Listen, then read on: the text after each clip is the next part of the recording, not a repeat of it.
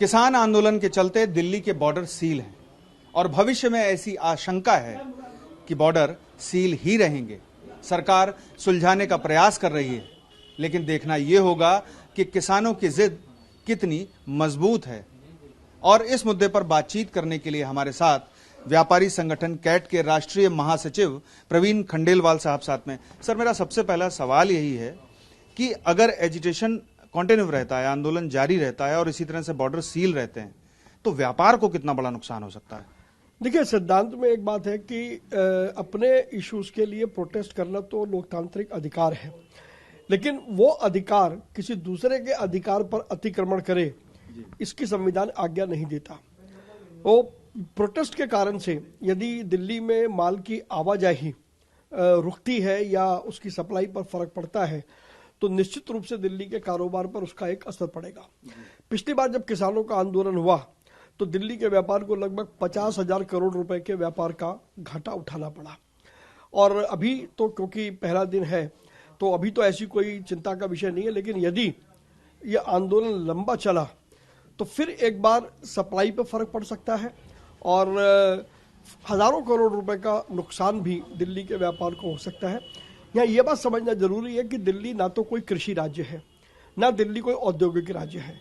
Delhi depend करता है, अन्य राज्यों से सामान दिल्ली आता है और पूरे देश में सामान को भेजा जाता है। तो डिस्ट्रीब्यूशन सेंटर है जिसका सारा बेस वो मटेरियल की सप्लाई पर है, आना भी और जाना भी।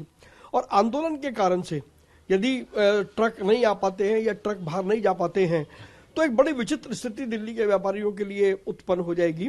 और इसीलिए हमने कहा है कि जो भी आंदोलन करें वो उनको सोच समझ के करना चाहिए और हमारे जो व्यापार करने का अधिकार है उसका अतिक्रमण बिल्कुल भी नहीं होना चाहिए। क्या सरकार से आपने कोई मांग की है इस बारे में कि इसको सुलझाने के लिए हर एक संभव कदम उठाए जाएं, और क्या दिल्ली सरकार से भी आपकी कोई मांग की गई है इस बारे में?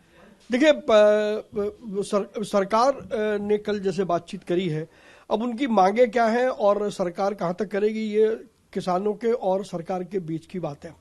और जहां तक दिल्ली सरकार का सवाल है, दिल्ली सरकार तो हमेशा से नेगेटिव एटीट्यूड ही रखती है, तो वो दिल्ली सरकार का भी इसमें कोई बहुत रोल नहीं समझा जा सकता। लेकिन हमने दिल्ली के एलजी से जरूर आग्रह किया है कि इस प्रकार के बंदोबस्त किए जाएं कि कम से कम जो ट्रक बाहर से दिल्ली आ रहे हैं उनको आने में असुविधा ना हो, और जो माल लेकर के दिल्ली से बाहर जा रहे हैं उनको असुविधा ना हो। उसके लिए यदि कोई हमें अलग से कॉरिडोर भी बनाना पड़े तो वैसा कॉरिडोर बनाया जाए, जिससे कि कम से कम आंदोलन की वजह से दिल्ली के व्यापार पर असर न पड़े, जो कि दिल्ली वासियों के लिए बेहद महत्वपूर्ण है।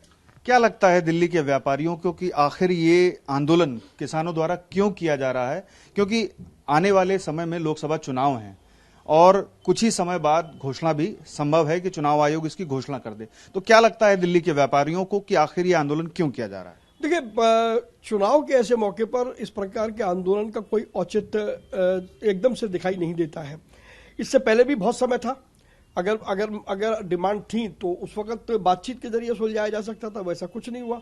अब जब चुनाव सर पर है और उस कारण से यदि आंदोलन होता है तो कहीं ना कहीं आंदोलन की मंशा पर तो सवाल उठेंगे। बेशक आंदोलन जेन्युइन हो, लेकिन फिर भी लोगों के मन में शंकाएं आएंगी, लोगों के मन में सवाल आएंगे। और जिस प्रकार की किसानों की मांगे हैं, मुझे लगता है उसके ऊपर उनको एक बार दोबारा विचार करना चाहिए कि इस प्रकार की मांगे ऐसे समय में रखना उचित है। बेहतर होगा कि जब नई सरकार बने किसी की भी, तब वो अपनी मांगे रखे तो ज्यादा ठीक होगा।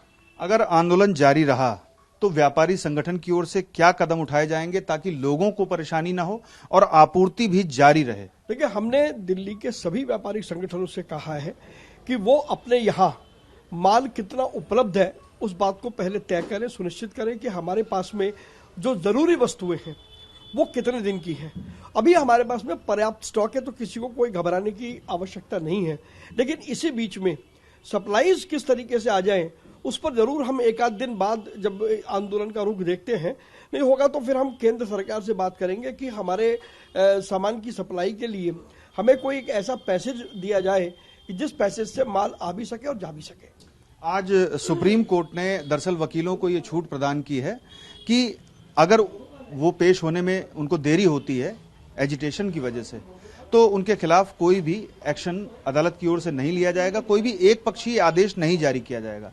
क्या व्यापारियों ने भी, जो उनके कामगार हैं या कर्मचारी हैं, उनको भी ऐसी कोई छूट प्रदान की है? देखिए, इसमें निश्चित रूप से सहानुभूतिपूर्वक विचार किया जाएगा, क्योंकि जो हमारे कर्मचारी हैं वो सब दूर दूर जगह से आते हैं, और यदि उनको आने में कोई कठिनाई होगी तो उनकी कोई तनख्वाह कटे या इस प्रकार की स्थिति हमने कोविड के दौरान भी नहीं करी और अभी नहीं करें, क्योंकि वक्त की गंभीरता को हम समझते हैं।